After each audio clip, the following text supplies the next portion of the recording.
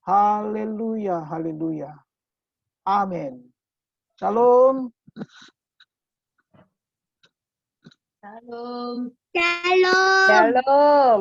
Ya, puji Tuhan. Shalom. Saya berharap kita semua bisa mendengarkan suara saya. Boleh di-mute lagi suaranya supaya kita bisa mendengar tanpa ada gangguan. Baik, mari kita lihat Alkitab kita. Kita akan membuka dari kitab Yakobus, pasal yang ketiga, ayat yang pertama sampai ayat yang ke-12. Yakobus pasal yang ketiga, ayat yang pertama sampai ayat yang ke-12. Saya akan baca buat kita semua.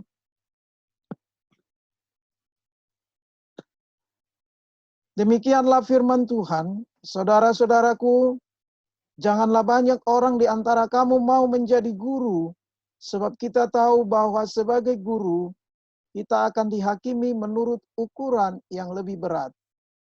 Sebab kita semua bersalah dalam banyak hal.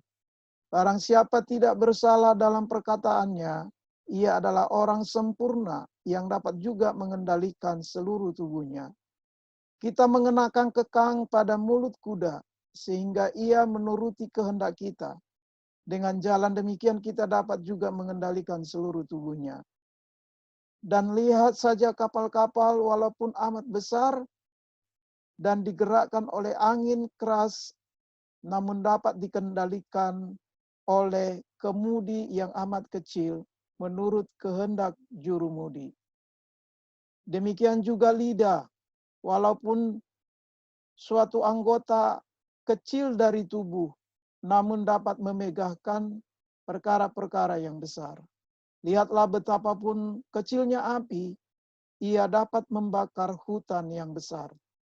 Lidah pun adalah api, ia merupakan suatu dunia kejahatan dan mengambil tempat di antara anggota-anggota tubuh kita sebagai sesuatu yang dapat menodai seluruh tubuh dan menyalakan roda kehidupan kita, sedang ia sendiri dinyalakan oleh api neraka. Ayat 7, semua jenis binatang liar, burung-burung, serta binatang-binatang menjalar, dan binatang-binatang laut dapat dijinakkan dan telah dijinakkan oleh sifat manusia. Tetapi tidak seorang pun yang berkuasa menjinakkan lidah. Ia adalah sesuatu yang buas, yang tak terkuasai, dan penuh racun yang mematikan. Ayat 9, dengan lidah kita memuji Tuhan Bapa kita, dan dengan lidah kita mengutuk manusia yang diciptakan menurut rupa Allah. Dari mulut yang satu keluar berkat dan kutuk. Hal ini saudara-saudaraku tidak boleh demikian terjadi. Adakah sumber memancarkan air tawar dan air pahit dari mata air yang sama? Saudara-saudaraku, adakah pohon ara dapat menghasilkan buah zaitun? Dan adakah pokok anggur dapat menghasilkan buah ara? Demikian juga mata air asin tidak dapat mengeluarkan air tawar. Demikian pembacaan firman Tuhan. Adalah kita yang berbahagia, yang membaca firman Tuhan dan merenungkan firman itu di dalam kehidupan kita, serta melakukannya di dalam hidup kita setiap hari.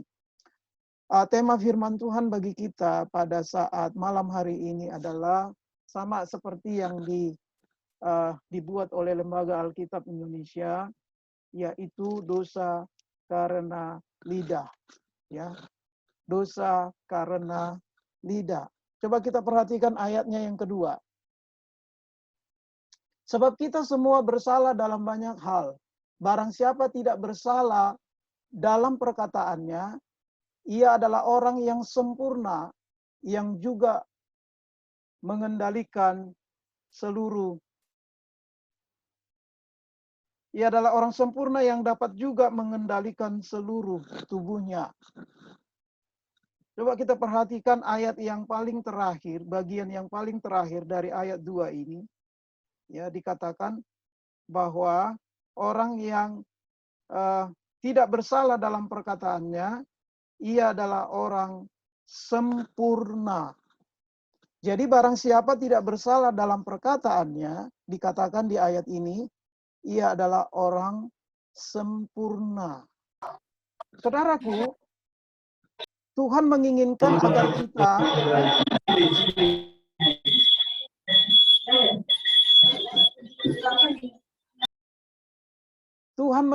agar kita sempurna.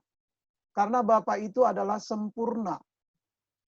Nah, karena itu maka ketika kita tidak bersalah dalam perkataan kita, maka kita menjadi orang yang sempurna. Ya. Mengapa demikian?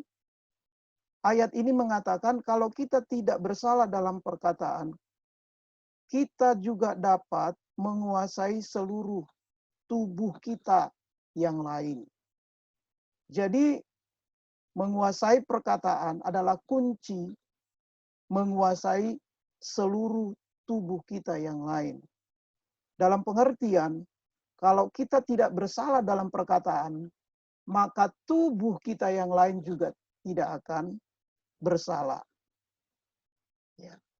Tidak berdosa. Nah, ini ayat ini menjadi renungan bagi kita supaya kita berjaga-jaga dengan lidah kita. Lidah yang dimaksud di sini adalah perkataan kita. Karena kita kan berbicara menggunakan lidah. Maka kita harus berhati-hati menggunakan lidah kita di dalam kita berbicara. Ya. Mengapa? Faktanya dikatakan di dalam ayat yang ke-6 bahwa lidah itu adalah api. Coba kita lihat ayat yang ke-6. Dikatakan di sini, ayat yang ke-6, lidah pun adalah api. Ia merupakan suatu dunia kejahatan dan mengambil tempat di antara anggota-anggota tubuh kita sebagai sesuatu yang dapat menodai seluruh tubuh dan menyalakan roda kehidupan kita, sedang ia sendiri dinyalakan oleh api neraka. Coba kita perhatikan ayat ini, bahwa dikatakan lidah itu api. Api itu fungsinya untuk membakar. Nah, kalau dikatakan bahwa lidah itu adalah api, berarti lidah itu bisa membakar.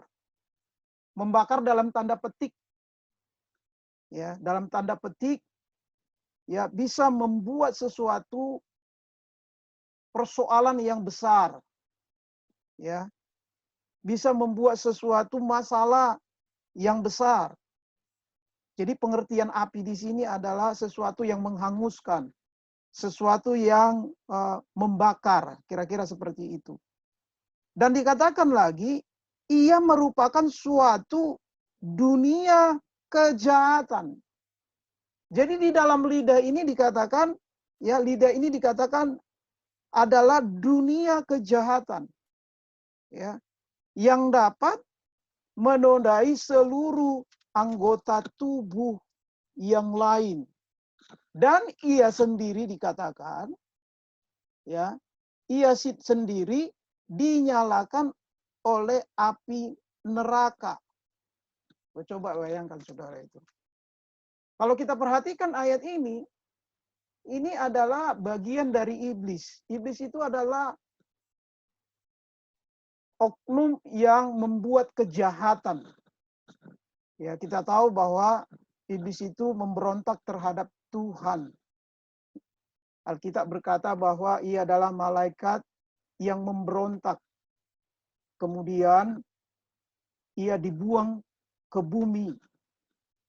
Dan di bumi ia menguasai dunia dan menjatuhkan manusia ke dalam dosa. Di dalam diri iblis terdapat kejahatan di mana ia akan membuat banyak orang memberontak juga kepada Allah. Ia juga disebut, ya, dunia kegelapan, iblis itu. Ya. Dan segala sesuatu kejahatan yang terjadi di dalam dunia ini dibuat oleh iblis. Kita tahu pada waktu Adam dan Hawa jatuh ke dalam dosa, itu kan yang menggoda si Hawa untuk memakan buah yang dilarang Tuhan itu adalah iblis. Dia memakai ular, lalu kemudian jatuh ke dalam dosa. Dan segala sesuatu yang terjadi di dalam dunia ini, khususnya perbuatan dosa yang dilakukan oleh manusia, itu adalah pekerjaan iblis yang menggoda, yang menguasai manusia, sehingga manusia juga jatuh ke dalam dosa. Jadi berarti, saudaraku, di dalam lidah kita ini, dikatakan di ayat ini, adalah sesuatu, dia adalah dunia kejahatan, ya. Dan ia sendiri dinyalakan api neraka. Bahkan di ayat yang ke-8 dikatakan bahwa lidah itu buas. Tahu kan buas? Ya. Untuk mengetahui buas itu, lihatlah harimau atau singa. Ya. Dia buas dan tak terkuasai, kata Yakobus di dalam ayat yang ke-8. Penuh racun dikatakan juga, bisa dibaca di ayat yang ke-8. Penuh racun yang mematikan. Itu fakta dari ayat firman Tuhan yang kita baca tadi tentang lidah yang kita miliki, yaitu lidah yang kecil ini. Ya, yang fungsinya untuk bisa membuat kita berbicara, berbahasa, dan menyampaikan sesuatu kepada orang lain. Tetapi lidah yang kecil ini dikatakan di ayat ini, bukan saya yang bicara ya, yang bicara adalah firman Tuhan. Bahwa lidah itu adalah api. Lidah itu adalah dunia kejahatan. Ya. Dan lidah itu dinyalakan api neraka. Lidah itu buas, tak terkuasai, penuh racun mematikan. Ya. Itu fakta dari lidah yang kita baca dari firman Tuhan ini. Ya. Nah, karena lidah itu merupakan dunia kejahatan, maka di ayatnya yang keberapa itu? Coba kita lihat di ayatnya yang ke-9, ya, di ayatnya yang ke-9 dikatakan begini. Dengan lidah kita memuji Tuhan Bapa kita, dan dengan lidah kita mengutuk manusia yang diciptakan menurut rupa Allah. Coba kita lihat kalimat dengan lidah kita mengutuk manusia yang diciptakan menurut rupa Allah. Jadi lidah ini bisa mengutuk manusia yang diciptakan oleh Allah menurut rupanya sendiri. Apa yang dimaksud dengan mengutuk di sini? Mungkin kita kurang mengerti ya. Jadi mengutuk yang dimaksud di sini adalah itu merancangkan atau mengucapkan suatu malapetaka terjadi kepada seseorang. Kalau dalam bahasa aslinya itu dikatakan begini. Kata Romai. Kata Romai itu adalah mengeksekusi atau mengucapkan perkataan, dan perkataan itu adalah isinya malapetaka. Jadi lidah ini bisa mengutuk orang dengan apa? Dengan kutukan malapetaka. Contoh misalnya, sering kita dengar ada orang yang mengutuk anaknya. Ya, yang mengutuk anaknya, atau orang lain yang mengutuk seseorang, misalnya begini, biar bangkrut lu. Nah, itu kutukan tuh. Biar nggak sembuh lo, itu kutukan. Semoga lo dilindas mobil di jalanan sono. Ah, itu kutukan. Bodoh banget sih lo. Itu kutukan. Yang paling sering diucapkan oleh ibu-ibu terhadap anaknya, bandel banget sih lo. Atau nakal banget sih lo. Itu juga kutukan. Ya, semoga kamu nggak berhasil. Dan seterusnya. Atau jelek banget sih itu orang. Itu juga kutukan. Gitu. Nah, ini seringkali diucapkan oleh manusia, bukan hanya orang yang tidak percaya, bahkan orang Kristen pun sering mengucapkan kutukan terhadap orang lain, terhadap anaknya, terhadap suaminya, terhadap istrinya, dan seterusnya. Jadi segala sesuatu yang kita ucapkan yang mengandung malapetaka, itu adalah kutukan. Nah, dikatakan di ayat yang ke-9 ini bahwa dengan lidah kita mengutuk manusia yang diciptakan menurut rupa Allah. Jadi manusia itu diciptakan menurut rupa Allah. Masih ingat nggak dalam Kejadian pasal yang pertama ayat 26? Ya, 27 dikatakan, berfirmanlah Allah, marilah kita menjadikan manusia itu menurut rupa dan gambar kita. Jadi manusia itu adalah citranya Tuhan. Gambarnya Tuhan yang kelihatan. Karena kita diciptakan oleh Allah menurut rupa dan gambarnya. Nah, ketika kita mengutuk manusia lain, maka kita sedang menyerang Allah itu sendiri yang menciptakan manusia itu. Nah, kalau kita menyerang Allah itu sendiri, itu berarti yang menjadi lawan kita bukan orang itu yang kita kutuk, tetapi yang menjadi lawan kita adalah Allah yang menciptakan orang itu menurut rupa dan gambarnya. Apalagi kalau misalnya yang kita kutukin itu adalah orang Kristen. Saudara tahu nggak arti Kristen? Christ in, di dalam Kristus. Jadi orang Kristen itu adalah orang yang ada di dalam Kristus. Orang yang ada di dalam Kristus adalah orang yang sudah dipulihkan gambar hidupnya, gambar dirinya. Ia telah ditebus oleh Yesus, dosanya sudah diampuni, kutuk dosa telah diangkat, dan ia menjadi orang yang percaya kepada Yesus, dan dia adalah anak Allah. Maka ketika kita mengutuk orang percaya, itu sama dengan kita menyerang Allah sebagai penciptanya. Karena itu, maka hati-hati dengan lidah kita.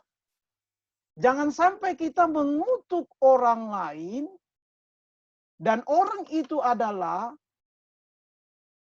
yang diciptakan oleh Allah menurut rupanya. Kira-kira seperti itu. Ya. Nah, itulah yang dinamakan dengan dosa lidah. Nah, kalau kita terjemahkan lebih dalam lagi, lebih luas lagi, dosa lidah itu kan banyak. Bisa saja dosa lidah itu berbohong. Itu juga dosa lidah loh. Ya, berbohong, tidak jujur. Bisa juga ya kita mengucapkan perkataan yang menyakiti orang lain. Itu juga dosa lidah. Ya, misalnya kita ya mengata-ngatai orang lain, misalnya bodoh gitu. Kan itu menyakiti hati orang lain. Gitu. Bisa juga dosa lidah itu ya mengajarkan sesuatu yang salah kepada orang lain. Nah, ini biasanya tugasnya guru. Guru kan tugasnya mengajar. Nah, lidah seorang guru bisa berdosa apabila ia mengajarkan pengajaran yang salah. Guru di sini bisa ditafsirkan pendeta, bisa ditafsirkan juga pengajar firman Tuhan, pengkhotbah, ya. Jadi kalau kita salah mengajar, maka kita menyesatkan orang lain, maka kita berdosa dengan lidah kita. Gitu. Ya. Nah, lidah ini juga bisa kita gunakan dan kita berdosa apabila kita mengucapkan perkataan-perkataan yang tidak kudus. Misalnya, perkataan-perkataan yang mengarah kepada pornografi misalnya. Itu juga kita berdosa dengan lidah kita, walaupun misalnya kita bercanda, tapi menjurus ke arah pornografi. Ini kan anak-anak muda itu biasanya seperti itu, ya kan? Nah, kita sudah berdosa dengan lidah kita, ya. Jadi segala sesuatu perkataan yang keluar dari mulut kita ini yang tidak benar, kita berdosa dengan lidah kita. Walaupun belum sampai kepada perbuatan, tetapi kita hanya mengucapkan, itu sudah berdosa. Dan itu disebut dengan dosa lidah. Nah, persoalannya adalah bahwa yang melakukan dosa lidah ini adalah orang percaya. Coba kita dilihat di ayat yang ke-9. Coba kita lihat ayat yang ke-9. Kalimat yang pertama. Dengan lidah kita memuji Tuhan, Bapa kita. Yakobus menunjuk siapa ini kita di sini? Saudaraku, ini menunjuk kepada orang Kristen. Ya. Kan ini surat Yakobus ditulis oleh Yakobus, ditujukan kepada orang-orang Yahudi yang ada di perantauan. Bisa dibaca di ayat yang pertama, di pasal yang pertama. Nah, orang-orang Yahudi yang ada di perantauan ini adalah orang-orang Kristen yang sudah menjadi percaya kepada Tuhan Yesus. Dan juga ditujukan kepada orang bukan Yahudi yang menjadi satu jemaat dengan orang Yahudi yang ada di perantauan. Yaitu mereka yang ada di Filipi kah, yang ada di Korintus kah, pokoknya segala orang Kristen yang ada di luar Yerusalem. Perantauan itu disebut di luar Yerusalem atau diaspora. Nah, jadi ketika Yakobus berkata, dengan lidah kita memuji Tuhan, itu kan berarti orang Kristen. Ya, karena dikatakan Bapa kita.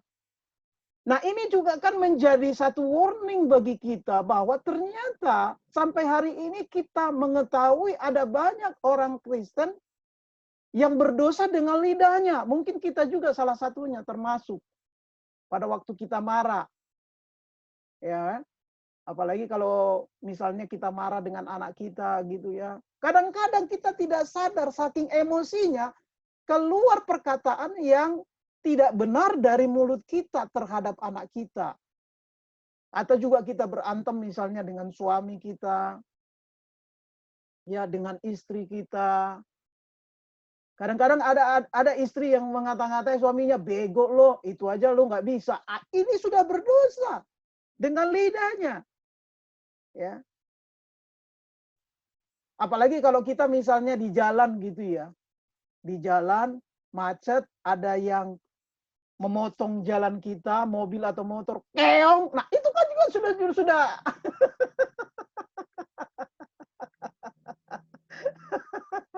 menghajar itu orang. Itu kan sudah kita udah berdosa. Ya. Atau goblok itu kadang-kadang maaf kata. Kita kan sudah berdosa di situ. Padahal kita orang Kristen loh. Ya. Kadang-kadang kalau kita ngajarin anak susah ngerti anak gitu loh. Goblok banget sih lo. Gitu, saking emosinya gitu. Itu kan sudah berdosa kita di hadapan Tuhan dan kita berdosa dengan lidah kita, loh saudaraku. Ya. Atau suami-suami yang kadang-kadang ya mengata-ngatai istrinya atau ketika kita marah gitu ya kan, kita dari mulut kita ini keluar binatang, kebun binatang, isi kebun binatang. Gitu ya kan. Ya, binatang-binatang yang keluar itu biasanya kambing lo, maaf kata, anjing lo, maaf kata, jarang itu cicak lo, pokoknya yang jelek-jelek itu. yang jelek-jelek itu keluar dari mulut kita, isi ragunan gitu ya kan. Ya, jarang itu kupu-kupu loh, nggak jarang itu. Biasanya yang jelek-jelek ya. Jadi ketika kita mengucapkan itu, kita sudah berdosa dengan lidah kita dan kita sering melakukan itu. Padahal kita adalah orang Kristen. Seperti yang saya katakan tadi, kita ini adalah orang Kristen yang sudah dipindahkan Tuhan dari kegelapan ke dalam terangnya Tuhan. Kita sudah mengalami pemulihan di dalam Tuhan.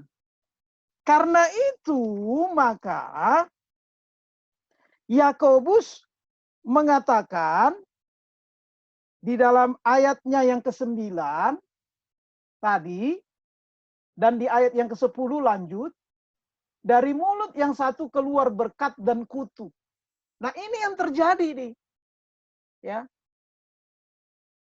Saya beberapa hari yang lalu mendengar seseorang mengatakan, setan itu, setan itu. Ah, ini udah mengutuki nih. Saudaraku, ini nggak benar. Ya. Padahal kita ini adalah orang Kristen. Di sisi lain keluar berkat dari mulut kita, tapi di sisi lain keluar kutuk dari mulut kita. Makanya di ayat 10 dikatakan, hal ini saudara-saudaraku tidak boleh terjadi. Artinya apa? Hati-hati gunakan lidahmu. Makanya kan ada lagu sekolah minggu bilang begini, hati-hati gunakan lidahmu. Hati-hati gunakan mulutmu, karena Bapa di surga melihat ke bawah. Hati-hati gunakan mulutmu. Hati-hati gunakan mulutmu. Dan Yakobus memberikan satu ilustrasi di ayat 11-12. Coba kita baca di ayat 11-12. Untuk menegur kita. Ayat 11-12, ya 11-12 dikatakan begini. Adakah sumber memancarkan air tawar dan air pahit dari mata air yang sama? Kita ini kan bersumber dari Tuhan. Nah, dikatakan kita ditegur dengan ilustrasi analogi mata air. Mata air saja, jika mata air itu adalah mata air yang baik, maka ia akan mengeluarkan air yang baik, air yang jernih. Tapi kalau dia mata air yang tidak baik, maka ia akan mengeluarkan air yang pahit atau air yang kotor. Jadi di alam saja keserasian itu ada. Artinya apa? Konsisten. Nah, demikian juga dikatakan buah ayat yang ke-12. Coba kita baca di ayat yang ke-12. Saudara-saudaraku, adakah pohon ara dapat menghasilkan buah zaitun dan adakah pokok anggur dapat menghasilkan buah ara? Buah ara menghasilkan buah ara dan tidak mungkin buah ara menghasilkan buah zaitun. Pohon ara menghasilkan buah zaitun. Pohon anggur menghasilkan buah anggur. Nah, sekarang mari kita terapkan ke dalam diri kita. I am following Christ. Artinya apa? Aku pengikut Kristus. Aku sudah dipindahkan dari kegelapan ke dalam terang. Maka saudara harus konsisten. Ketika kita sudah berada di dalam terangnya Tuhan, maka perbuatan di dalam kegelapan tadi tidak boleh lagi. Kalau tidak, maka kita menjadi orang Kristen yang tidak konsisten. Kita menjadi orang Kristen yang abu-abu, yang gak jelas warnanya. Karena itu, Yakobus menegur kita malam hari ini, kalau you sudah menyebut dirimu hamba Tuhan, orang Kristen, maka konsistenlah sebagai anak-anak terang. Artinya, dari mulut kita tidak boleh lagi keluar perkataan kutuk. perkataan bohong, perkataan tidak jujur, perkataan yang menyakiti, perkataan apa saja yang tidak benar, tidak boleh lagi keluar dari mulut kita. Itu arti dari ayat 11-12 ini. Artinya saudaraku, tetaplah setia menjadi orang Kristen yang hidup benar di dalam segala sesuatu, baik tindakannya maupun perkataannya. Sebab alam saja konsisten. Masa kita manusia tidak konsisten, tidak setia melakukan kehendak Tuhan dalam hidup kita. Kalau kita tidak konsisten, maka dikatakan menjadi abu-abu, menjadi kompromi. Di satu sisi kita memuliakan Bapa dengan mulut kita, tapi di sisi lain ketika ada masalah, ketika kita emosi, kita mengeluarkan perkataan yang kotor dari mulut kita. Hal ini tidak boleh terjadi. Apapun alasannya, tidak boleh terjadi. Karena ada banyak orang yang membuat alasan, kan saya waktu itu dalam keadaan emosi, kan saya waktu itu dalam keadaan marah, wajar dong kalau saya bilang dia anjing, namanya emosi. Saudaraku, itu berarti kita tidak lagi konsisten menjadi orang Kristen yang sudah dipindahkan ke dalam terangnya Tuhan. Karena itu maka, saudaraku, ketika kita dapat menguasai mulut kita ini, maka kita menjadi sempurna, dikatakan tadi. Pertanyaan berikutnya adalah begini, bagaimana cara menguasai lidah? Supaya kita tidak jatuh di dalam dosa lidah. Yang pertama, yang mengalahkan iblis siapa? Tuhan. Melalui Yesus Kristus. Yesus telah mengalahkan maut. Berarti dikatakan tadi iblis itu adalah dunia kejahatan, ia dinyalakan oleh api neraka, ia sesuatu yang buas penuh dengan racun, itu berarti melambangkan pekerjaan iblis di dalam lidah. Maka yang sanggup mengalahkan iblis adalah Tuhan Yesus, dan yang sanggup menguasai lidah kita adalah Tuhan Yesus. Caranya bagaimana? Ketika saudara bertobat dan menerima Yesus sebagai Tuhan dan Juru Selamat secara pribadi, Yesus masuk ke dalam diri kita. Roh Kudus masuk ke dalam diri kita. Maka Yesus inilah yang akan memampukan kita dengan memberikan kuasanya untuk mengalahkan, menaklukkan lidah kita. Tanpa itu seseorang tidak bisa menguasai lidahnya. Karena itu maka Yesus harus berkuasa di dalam diri kita supaya lidah kita ini bisa kita kuasai. Kan firman Tuhan bilang begini, tunduklah kepada Allah, lawanlah iblis, maka ia akan lari daripadamu. Tunduk kepada Allah itu artinya apa? Memberikan tempat sepenuhnya kepada Tuhan Yesus untuk menjadi raja di dalam kehidupan kita. Ya. Maka ketika kita menempatkan Yesus menjadi raja penguasa tunggal di dalam hidup kita, maka saudara dan saya akan bisa menaklukkan lidah kita. Karena hanya Tuhan Yesus yang dapat menaklukkan iblis. Karena iblis merupakan dunia kejahatan, dan dunia kejahatan itu ada di dalam lidah seseorang.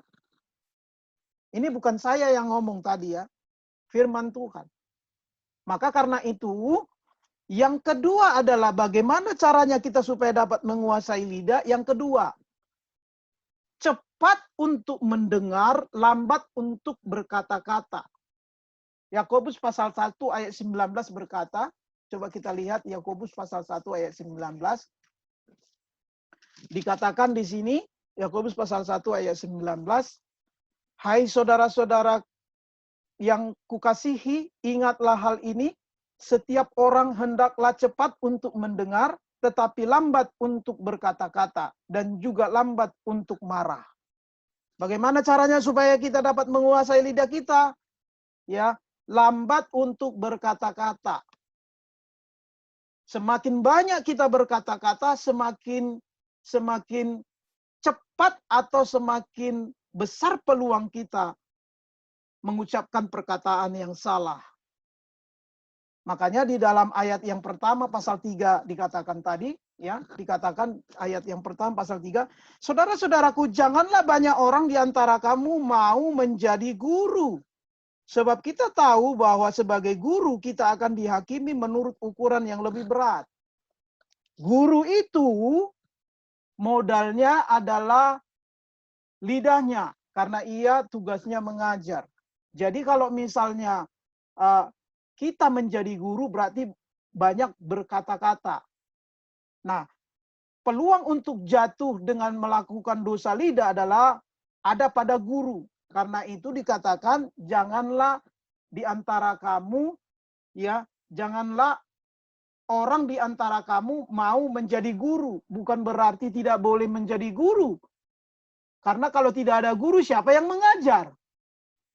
Arti ayat ini adalah jangan terlalu bersemangat untuk menjadi guru. Itu maksudnya. Karena kita bersalah dalam banyak hal.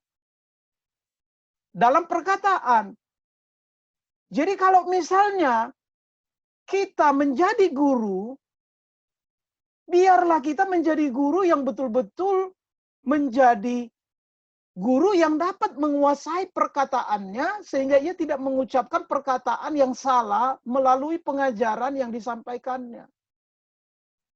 Nah, kita ini kan kadang-kadang begini, semangat banget kita untuk mengajar, semangat banget kita untuk menyampaikan firman Tuhan, semangat banget kita untuk berkhotbah. Makanya kan di dalam gereja itu orang berlomba-lomba ingin khotbah, ingin khotbah, ingin khotbah. Hati-hati. Firman Tuhan berkata apa? Janganlah, karena pendeta, pengkhotbah itu bisa juga disebut guru. Karena dia mengajarkan firman Tuhan. Dikatakan, jangan banyak di antara kamu, jangan terlalu semangat. Artinya, untuk menjadi guru tidak mudah. Karena itu, kita harus betul-betul mengajar, belajar dengan baik, supaya ketika kita menyampaikan pengajaran kita, kita sungguh-sungguh tidak bersalah dengan mulut kita, dengan mengucapkan perkataan atau pengajaran yang salah yang kita lakukan. Nah itu saudaraku, jadi harus cepat untuk mendengar, artinya apa? Dengar baik dulu, mengerti maksudnya.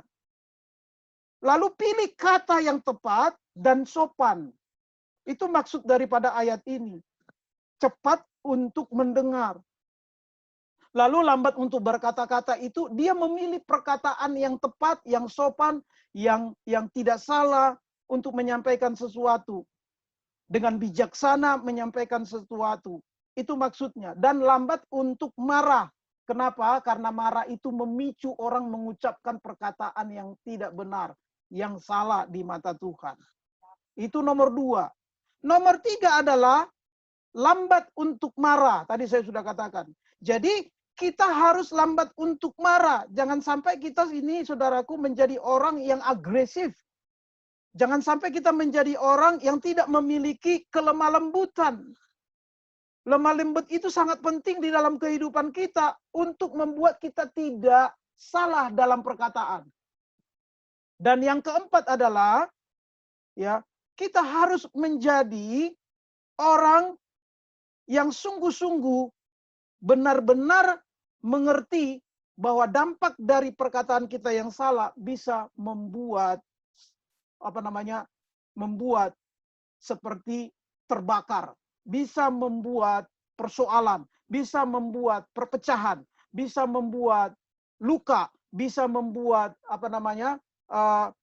pertengkaran, bahkan bisa membuat pembunuhan, bahkan bisa membuat berujung kepada pelaporan terhadap polisi karena perkataan kita. Karena ada kan undang-undang IT, ada undang-undang pencemaran nama baik. Nah hari ini orang tidak lagi bicara dengan lidahnya, tapi dengan jempolnya.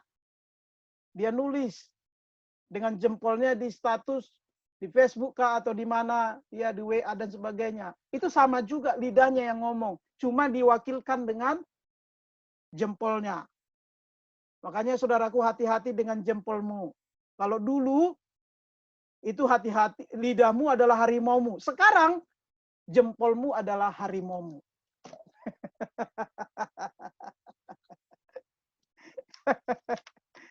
Nah, kalau kita berhasil menaklukkan lidah kita, menguasai lidah kita, maka kita akan menjadi orang yang sempurna. Tapi kalau kita tidak berhasil menguasai lidah kita, maka kita menyebabkan kebakaran satu pulau hutan terbakar dalam tanda petik. Artinya apa? Menyebabkan persoalan. Apalagi kalau di dalam satu komunitas gereja. Saudaraku, jangan sampai kita ini menjadi orang yang membuat perpecahan. Sementara yang lain ingin menyatukan. Nah, karena mulut kita yang tidak bisa kita kuasai, terjadi perpecahan, lalu kemudian saudaraku yang berdosa adalah kita. Makanya nanti kalau sudah begitu, ya akhirnya capek kita saudaraku. Pendetanya capek menyatukan, yang lainnya memecahkan. Nah itu kan capek jadinya. Karena itu ini disampaikan kepada kita supaya kita berhati-hati dimanapun saudaraku. Ya. Karena itu maka kuasai lidah kita. Ya. Karena lidah memiliki kuasa untuk menghancurkan. Hati-hati. Dan jadilah sebagai anak Tuhan yang mempermuliakan Tuhan melalui mulut dan lidah kita. Kiranya Tuhan memberkati firman-Nya, kiranya kita semua boleh melakukan firman-Nya. Jadi jaga lidah kita, jaga perkataan kita, muliakan Tuhan dengan lidah kita. Dengan demikian kita menjadi orang yang sempurna. Kejahatan yang lain akan terlihat melalui lidah kita, melalui perkataan kita. Orang yang rakus dengan uang akan mudah terlihat dari perkataannya. Orang yang tamak akan mudah terlihat dari perkataannya. Orang yang suka melakukan kejahatan akan terlihat dari perkataannya. Orang yang suka dengan seks akan terlihat dari perkataannya yang menjurus ke arah porno-porno. Orang yang suka berantem akan terlihat dari perkataannya. Jadi segala sesuatu itu terlihat di dalam perkataan. Karena itu jaga lidah kita. Amin untuk firman Tuhan. Mari kita tundukkan kepala, kita berdoa. Bapa di surga, terima kasih untuk kebenaran firman-Mu. Biarlah kiranya kami semua yang sudah mendengarkan firman-Mu boleh melakukan firman-Mu. Dan biarlah kami semua menjaga lidah kami supaya kami tidak mengutuk orang lain, tidak berkata yang tidak baik kepada orang lain, tidak berbohong, tetapi jujur, tidak mengajarkan pengajaran yang salah, yang menyesatkan, dan juga tidak mengutuki orang lain, menyakiti orang lain, memfitnah orang lain. Tapi biarlah kami Tuhan boleh menjaga lidah kami ini hanya untuk kami gunakan memuliakan Tuhan, supaya kami menjadi sempurna seperti Bapa sempurna. Biarlah Tuhan semua umat-Mu yang sudah mendengarkan, boleh berhati-hati dengan lidahnya. Terima kasih Bapa di surga untuk kebenaran firman-Mu. Dalam nama Yesus Tuhan kami telah berdoa. Haleluya. Amin. Saya serahkan kembali, Tuhan memberkati. Puji Tuhan. Saya percaya semua kita pasti diberkati dengan firman yang luar biasa.